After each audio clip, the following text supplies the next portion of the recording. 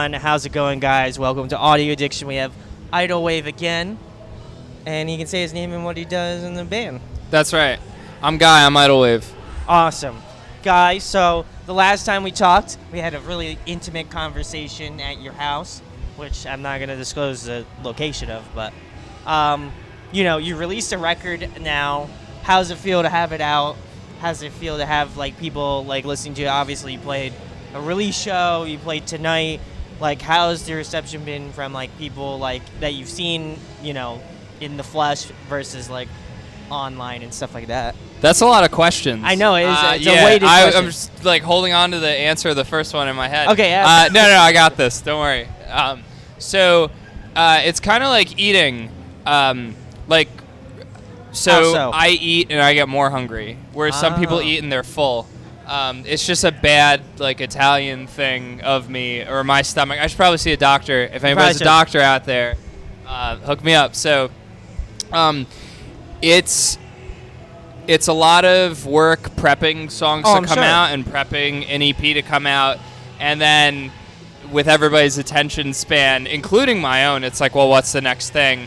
So I think personally for me, what I love to do at the end of the day is write songs and hear them come to life and hear these experiences that I've scribbled down come and exist in a different medium. It's like having a baby, Exactly, but you don't want just 2. You want 50, and you want I don't know if you people want in the neighborhood to say nice things about your 50. Or maybe if you have one that's really cool that everybody knows about, but they don't know about these other babies. So, I'm excited. There's already been writing. There might be a song or two already either demoed or recorded. I don't know when this is going to come out. I don't know who we're talking to, but it's June. It's June. Or July. But, so definitely writing more stuff, and just the goal is to put songs out, and I'm also just planning on playing more shows and just not stopping while I have blood in my veins and there you go. All that. I don't know when that's going to run out, but I hope it doesn't, because I thought the record's fantastic. Thank you. I've been really behind, but I definitely want to get around to delving in, do a review, stuff the typical stuff you see on the channel. You're not busy at all. Oh, don't, Guy. No, I'm just kidding. But it's with the songs that I heard, I was thoroughly impressed. And I'm not just saying that because you're here, but just the progression of starting out with Flammable Animals, and just kind of seeing your growth over the years has been really awesome, and it's a privilege to be a part of. But how's your writing process? What's something in your head where you're writing about, how do you when you go down when you're thinking about stuff, how do you go about the writing process? What's the first thing that comes to your mind when you're what's the very basis of an Idlewave track? So I have a cool little story. I'm going to give 2 songs. One song's going to be called Song 1, and the other song's going to be called Song 2, not by Blur. So Song 1, I pressed the voice memo app in my iPhone, corporate America. Yes. I hit the red record button, and I played acoustic guitar and just improv the chord progression and the lyrics. That was the first song we played tonight. Yeah. Wink, wink. So that all came out in one recording. I improv'd all these lyrics, and some of them were garbage, but some of them flowed and made sense, and there were melodies, and that's just the most honest I feel like I could be. I was just gibbering, and subconsciously things came out. And I went to the studio with a producer, and I changed the lyrics a little bit that morning, made sure things fit, made sure thoughts were conscious, and that song's a song. It's done. We added things to it, and it's tight, and it's really cool, and it's just crazy because that was just an acoustic bedroom recording that we wanted to keep it raw like that. And then Song 2 is a similar manner. This is back in December, I pressed record on my iPhone, corporate America, and I recorded just gibberish. It was even softer. It was even less structured. And, what's up, baby? And I kept coming back to this idea. I'd go through my demos and I'd listen to them, and this one I kept coming back to. I'm like, something should happen, but there's not really a hook to it yet. Like the other song, there was definitely a hook, meaning something I repeated because it felt good. So I repeated it again in this improvisational moment. And so this song 2, I've gone back to recently a couple times. Like, I want it to happen, but I don't want to force it. But also, of course, I wrote some lyrics that I think I have an idea of what the song's about now.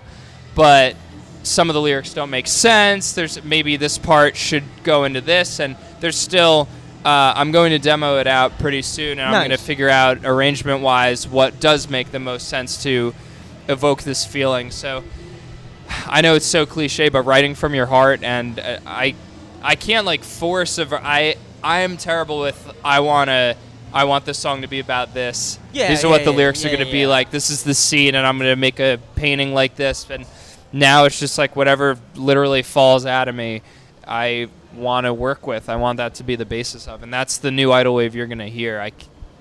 I can't fake it anymore. So like, so like you're saying you have like recordings of like stuff that you like demo out or like whatever. So like, how often does the like stuff that you demo out become like a track, or like will you like combine demos and kind of like make one like amalgamation of a song? Because like I've heard from like other like artists and stuff, and I like watch videos of like how somebody breaks down a track, and like obviously from the perspective of like a producer or like somebody in a band. So like how oftentimes where you're like you said you'll take a break and you'll come back to it, like even on the songs on the past record that you guys did, like, so how many of those songs were like how long did it take for you to get to what it sounds like on the record, basically? They were all different. I think I kind of went into this for the last batch of songs with you. I think I talked in the last interview about how like there's a phone recording on me that I have of a demo where I'm playing the chorus to Smoke, but I'm singing You Caught Me over it. So something like that happens. It's like these two this one idea broke into two ideas and became two songs that made it. And some songs are just like song 1 I said before is just one take of this is what it's going to be. But I don't know. I try not to rewrite things too much because I feel like there's an authenticity in the original burst of emotion that comes out of me. One song, though, that I was actually listening to the demo the other day, the second song we played, Happy. That's a new one. It's not recorded yet. But that I came up with that. I think we jammed it out last year around this time. And then I came up with a definitive chorus in like November, and we broke it out. We played it in January or February for the first time. We played it one or two more times, and the song's still under a lot of work. Like I still could add to the verse, or I definitely feel like the lyrics are there and the emotions there and like the song. So that one's still kind of like worked. Yeah. But I could go play it acoustic anywhere because you won't know if I add a verse later on or what the build-up is. But that's fun, too, is like, well, I know a lot of stand-up comedians, they take their act that they're going to have for, like, let's say a Netflix special, and they're going to practice it in their own town, and they're going to take certain bits and see, like, how the crowd reacts with that. Well, unfortunately, once we play a song to a crowd, it's kind of, like, released. Yeah. So, like, the whole thing. Like, the that's internet, it. Right? Yeah. Yeah, no, it's, well, not even the internet, but just, I don't know. It kind of feels, it feels nude playing it. Yeah. Like, whereas, like, if I hear a single, like, our friend Skyline just dropped a new song, and I never heard it live before. I listened to it on Spotify in my girlfriend's car, and it was like, it was sick. Like, I was like, that's my memory of it forever. Will be. You ever think about that? Like the first time you heard a absolutely. I know you're a big Yellow Card fan. Oh yeah. So like the first time you heard that, like is Ocean definitely Avenue where or whatever, everything like circles back. To Oh at the end of the you day. get those like memories of like. Wow, I remember when this song was like when I was like in middle school, and I remember listening to it like, on YouTube or like on the radio or something like that, and I was just like, wow, this is awesome. The best for me are the bands, I'm not going to name any, but there's bands that like a friend of mine would play and they're like, oh, this band sucks. I'm like, yeah, this band does suck. And then like You circle back. I see them like 30 times and I'm contemplating a tattoo and everything. Like, I think my favorite is when so good. like, you know, like a band starts out and you're like, oh, maybe like, you know, maybe you saw them and they had like an off night or whatever, and then you go and listen to the record and you're like, man, this is awesome. You know, maybe they just had a rough time, and then you see them again later and you're like, wow, this is like fantastic. Like, why did I feel like I got gypped the first time? This is the crazy like marketing psychosis. Oh, it is. You and I Absolutely, think yeah, of, like, yeah. because I'm just like, when I write a song, you know, it's not like while I'm writing the song, but at some point I'm gonna be like, what's somebody's first experience Yeah, is gonna of be? course. Like, is a friend gonna show them, or are they gonna find it on their own, or are they gonna stumble in to see us live when they were at the wrong venue, like trying to see somebody actually good? Yeah. So you never know, like with things like that. I always think about stuff like that because a lot of people, another cliche is like right place at the right time, Yeah. but so much. But I also think it starts with kind of like the basis of like having a good song, like, and I think you got, and I'm not trying to like just say the best shit. I but, know, like, because I'm in hitting distance of you right now. I know, but Punching I legitimately think like you guys are one of the best bands locally, and you know I've said that for a very long time, but like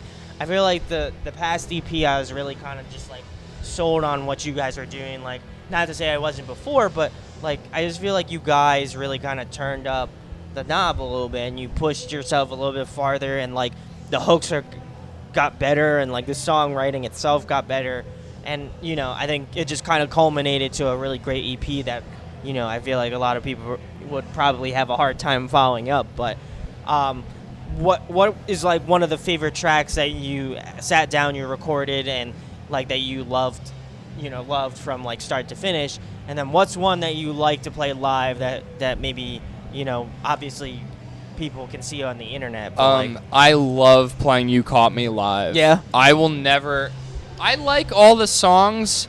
but it's like you gotta have like, But You Caught Me and Heaven Knows feel so, like, I'm always so excited to play, and it's kind of like me showing somebody what I made. Oh, like, yeah, it's like, yeah. Like in school when you got to bring your toys in elementary school and everybody got to like bring their own toy in. Like, that's so fun. Like, that, it gives me that feeling, which is cool. Like, ideally you want every song to be like that, but those two songs especially. But then there'll be a song I'm like, oh, fuck, I forgot we're doing this one. But then halfway through you're like, but wait, I have this like solo in the bridge or whatever. And you're like, it's, oh, no. It's cool.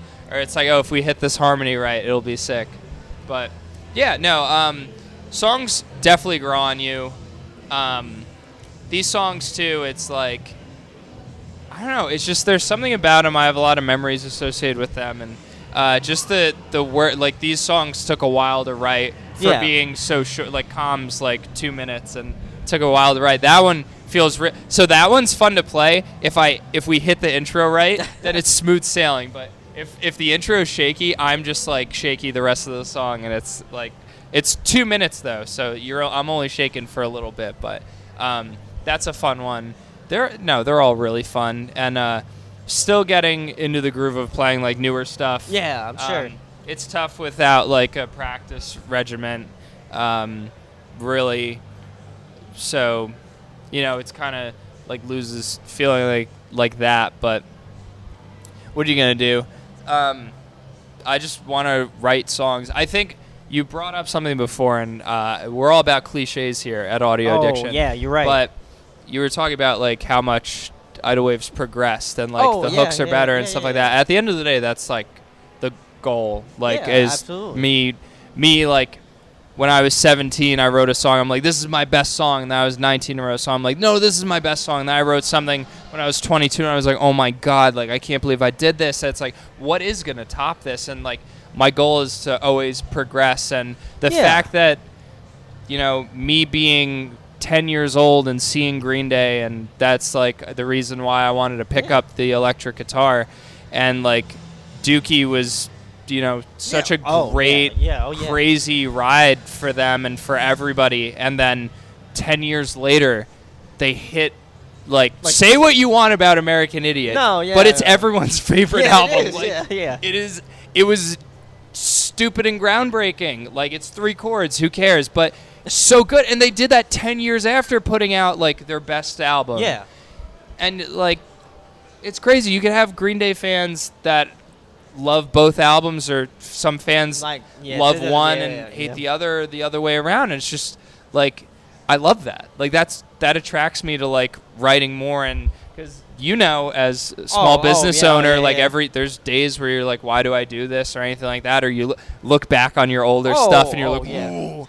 Do you rewatch all your old interviews?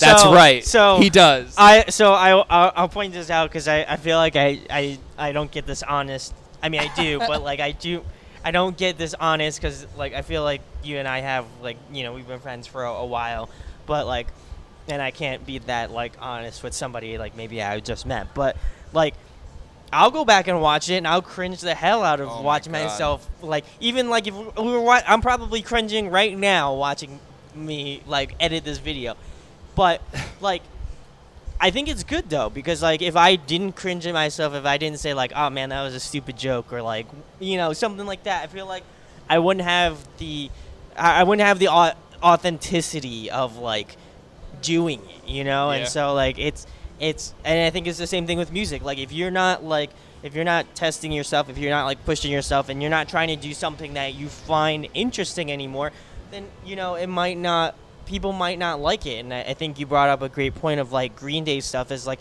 there's so many people there in the Green Day camp that love like Dookie, and there's so many people that love American Idiot, and there's some people that love like both equally. They did both as like different people, like they were different in their lives. Oh yeah, no, yeah. Like they were children and then like adults that like were still a band after 10 years. Yeah. So that's cool. And I think you also have to respect that like they've done it. Like they have reached stardom. Like you know what I mean? Like as a band, and you have to respect that like as much as maybe, it's not Dookie anymore or whatever, or it's not American Idiot anymore, they're a band that is, like you said, they're a staple band that everybody knows, even if you're not a part of this type of music, like alternative music, you know who they are. Like, and they reached it, yeah. They reached the world. So, I mean, I feel that same similarity to what you guys are doing and, like, what you're trying to do as an artist. And, I appreciate that you just keep pushing yourself and just trying to think of different stuff that maybe, like, somebody in your same shoes may not think of. And so, I gotta show respect where I believe it is deserved. And, you guys are just killing it. And this isn't just like, oh, let me just talk about Guy while we're on camera. It's just like, I'll say this shit to him, like DMing him, And so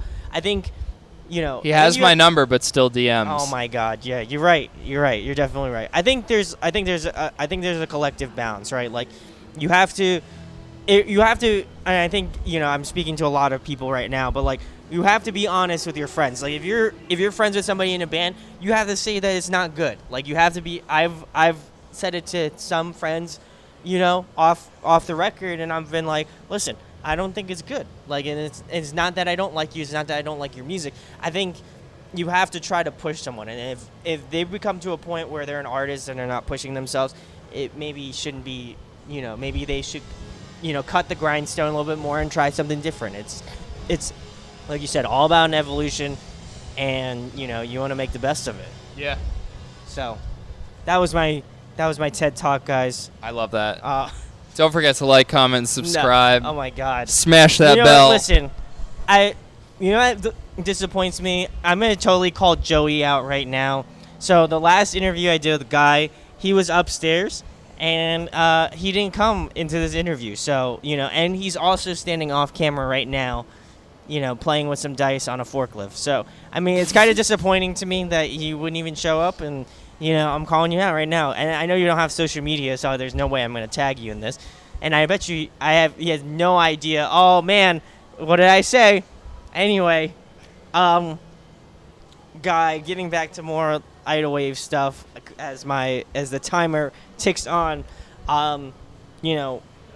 when can we expect new stuff? I feel like, since they just released new stuff. When it's goddamn ready. When it's ready. When it's done. When it's done. And I'm sure he'll come back on for the 20th time to talk about it. But, I think it's important to have these sorts of talks. Like, I don't get to be this forward usually in videos. It's fun. But it's fun, though. It's a little. No, I really appreciate you interviewing everybody tonight, because like, it's good. Like, It's a good like model. It's a good look. Yeah. It's a good Not look. even a good look. It's just good. Like it's like why else would you come to a show and interview one person? Yeah. Like one band. And I also love all the bands on this bill. This so bill is fantastic. So better have the comments have a picture of this bill. there you go. I will do that. And of course, you know where to find Guy's stuff. Check out Idlewave. Links are in the description. He's got new stuff coming. I'm 1,000% sure. And you know, if you live in the Asbury area, go check him out. You know, fantastic local band. Like I said, one of my favorites. And They smell. And so, go give him a listen. If you enjoy this interview, share it, like and subscribe as always. And thanks, of course, to Guy of Idlewave for coming on yet again. Thank you. Hey guys, hope you enjoyed the video. Thanks for watching. Of course, if you enjoy what we do, make sure to go check out the other series we do. We do album reviews, we do band interviews, and we do live videos, so definitely go check that out. Hit that subscribe button. It really helps out our channel, helps us grow. Make sure to hit that like button as well. Go follow us on social media. That's all down below. We try to keep that as updated as possible. We also made a new website where we'll be posting photos of upcoming concerts and stuff like that, which you can go check out at audioaddictionmedia.com and come get your fix with us, guys. Talk to you later. Deuces.